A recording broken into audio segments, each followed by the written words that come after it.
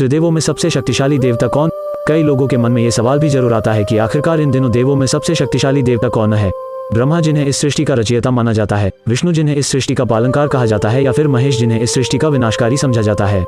तो चलिए जानते हैं। दरअसल इन तीनों देवों की शक्ति जानने के लिए हमारे पास 2 मान्यताएं हैं, जिसमें से पहली मान्यता शिव पुराण में है, दूसरी मान्यता भगवद गीता में है और तीसरी मान्यता सप्तऋषियों में से है। तो चलिए एक एक करके जानते हैं। भगवद गीता के अनुसार एक बार सप्तऋषि आपस में चर्चा कर रहे थे कि त्रिदेवों में सबसे शक्तिशाली कौन है। तब उन्होंने तीनों देवों की परीक्षा लेने के लिए भृगु ऋषि को चुना और फिर भृगु तब सबसे पहले ब्रह्मा के पास गए और उनका अपमान किया, जिससे ब्रह्मा जी उनसे क्रोधित हो गए। इसके बाद भृगु ऋषि भगवान शिव के पास गए और उनका अपमान किया। उसके बाद भृगु भगवान विष्णु के पास गए। तब भगवान विष्णु जी आराम कर रहे थे और भृगु ऋषि ने जाकर उनकी छाती पर लात मारी, लेकिन ऐसा करने से भगवान विष्णु जरा भी क्रोधित नहीं हुए, बल्कि भृगु ऋषि से पूछने लगे कि कहीं उनके पाँव में चोट तो नहीं आई, क्योंकि मेरी छाती का भाग बहुत कठोर है जिसे आपको चोट पहुंच सकती है।